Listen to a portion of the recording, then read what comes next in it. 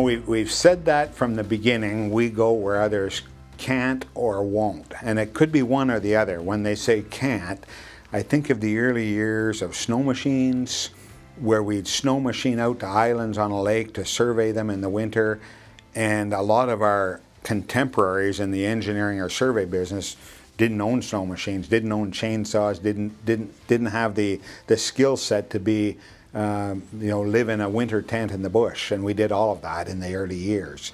Just working in remote locations like Moosonee. My first job was in White River, working long hours on the highway. It's not for everyone, but it really taught you a lot as a young person to focus on what matters and to work hard.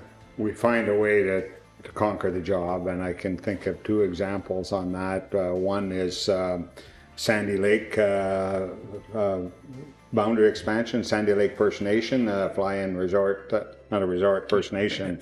Not a resort. 800 kilometers north of Thunder Bay.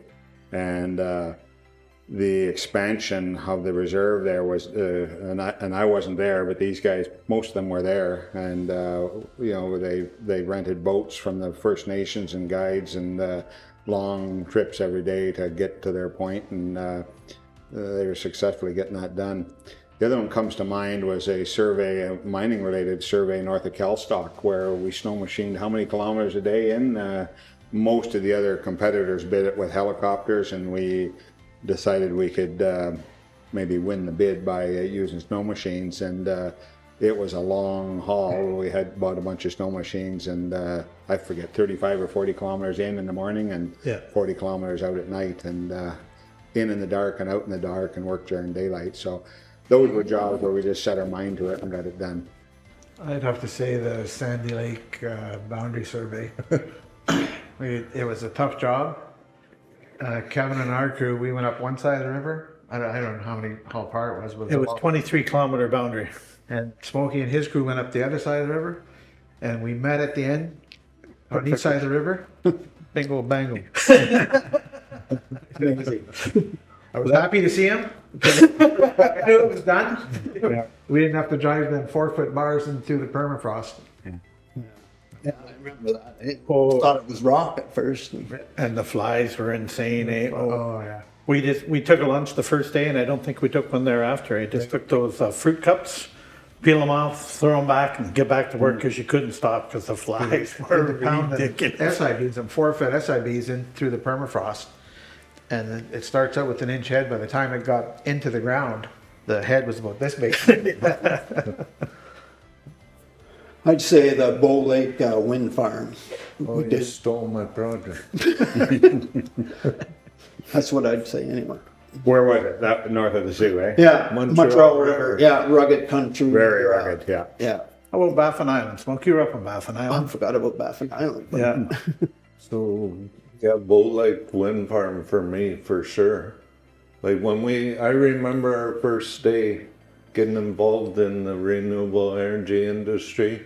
We had the old surveyor mentality. We walk in there and the guys go, I think this will be the spot of one turbine. So Mike gets his axe out and blazes a tree, and they all had big eyes. They're going, this is supposed to be a renewable, I don't know the right word, but environmentally friendly project.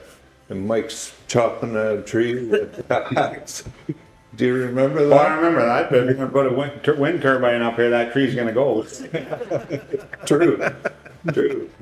And then mentioned was the Prince Wind Farm, which was I think our first renewable energy project. Just one in Canada at that time. Okay, so yeah, and just the things that we learned on that. There was 2 phases, and the contractor we were working for was coming from the prairies, and what they wanted to do just kind of didn't work. So we kind of had the edge in phase 2 to tell them this is the proper place to put turbines and not try to put them way up on top of a hill because you're going to have to blow it all off anyways.